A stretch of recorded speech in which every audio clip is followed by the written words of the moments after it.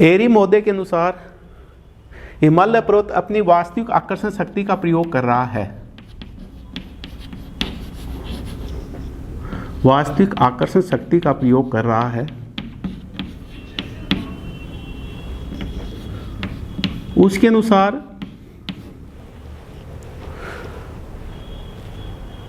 अनुसार पृथ्वी के धरातलीय भागों का घनत्व एक समान होता है, लेकिन उसकी गहराई में अंतर होता है, जिसे हम इस रूप में अभिव्यक्त कर सकते हैं।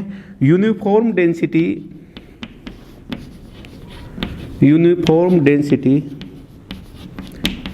With varying thickness.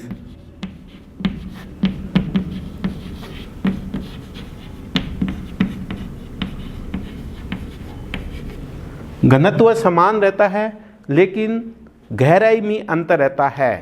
हिंदी में भी इसको लिख लेते हैं। घनत्व एक समान रहता है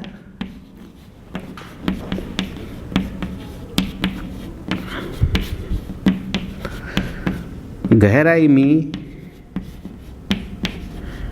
अंतर। इसे हम इस रूप में देख सकते हैं। पृथ्वी के धरातल पर विभिन्न प्रकार के भू आकार पाए जाते हैं। जितने भी भू आकार पाए जाते हैं, पर्वत हो सकते हैं, पठार हो सकते हैं, मैदान हो सकते हैं, घाटियाँ हो सकती हैं, उन सभी का घनत्व एक समान है।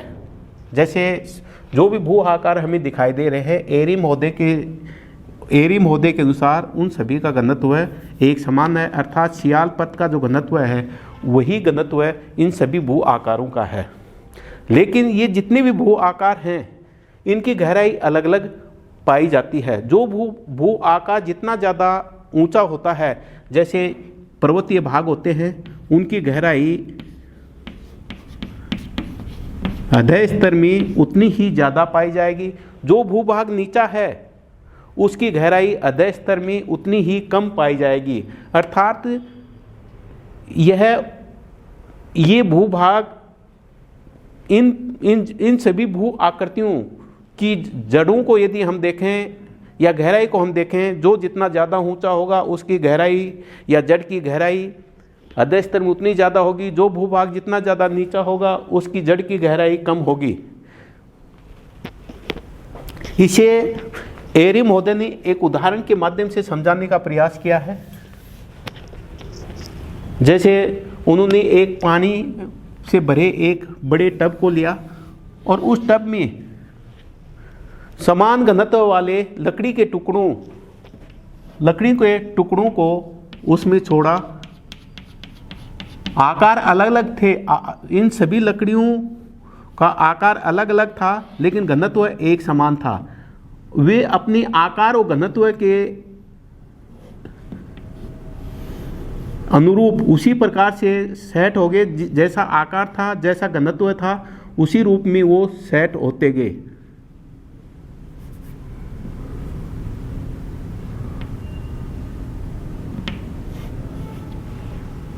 समान घनत्व के लकड़ी के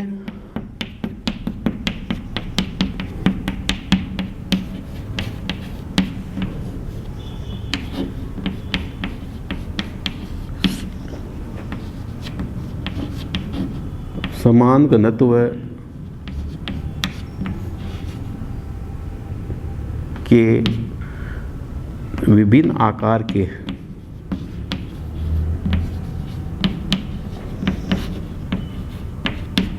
लकड़ी के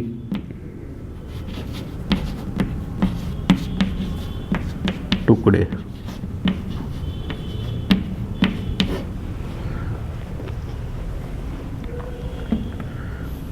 यूनिफॉर्म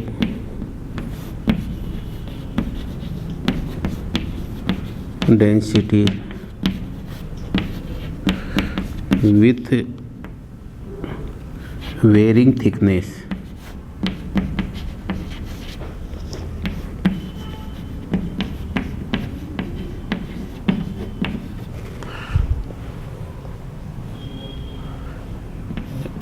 एरी का संतुलन का सिद्धांत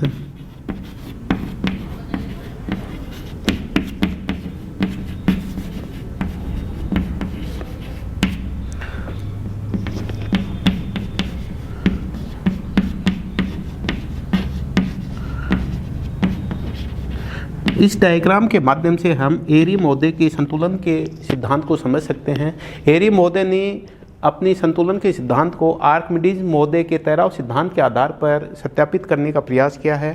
एरी महोदय के अनुसार जितने भी भू आकार होते हैं वो इसी प्रकार से अधः स्तर के अंदर अधः स्तर पर व्यवस्थित रहते हैं। जैसे पानी से भरे हुए एक बड़े बर्तन में समान घनत्व वाले विभिन्न आकार की लकड़ी के टुकड़ों को जब हम छोड़ें तो वे अपने आकार के अनुरूप पानी में व्यवस्थित होते जाते हैं। उसी प्रकार से पृथ्वी के धरातल पर जितने भी भू आकार हैं वे अपनी ऊंचाई के अनुरूप अधः स्तर पर व्यवस्थित होते जाते हैं।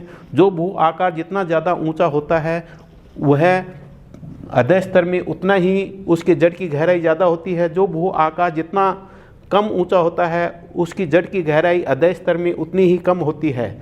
इसके कारण से ऊंचे भूभाग वाले भू आकार अधः स्तर से बाहरी घनत्व वाले पदार्थों को अधिक मात्रा में हटा पाते हैं। वहीं कम ऊंचाई वाले भू आकार अधः स्तर में अधिक घनत्व वाले पदार्थों को कम मात्रा में हटा पाते हैं, जिसके कारण से वे संतुलन की स्थिति में बने रहते हैं। अर्थात जो भूभाग जितना ज़्यादा ऊंचा होगा अधः स्तर के पदार्थों को उतना ही ज़्यादा हटाएगा। जो भूभाग जितना नीचा है वह अधः स्तर के पदार्थों को उतना ही कम हटा पाएगा, जिसके कारण से ऊंचे उठे हुए भूभाग तथा नीचे धसे हुए भूभाग ये आपस में एक दूसरे से संतुलित अवस्था में बने रहते हैं।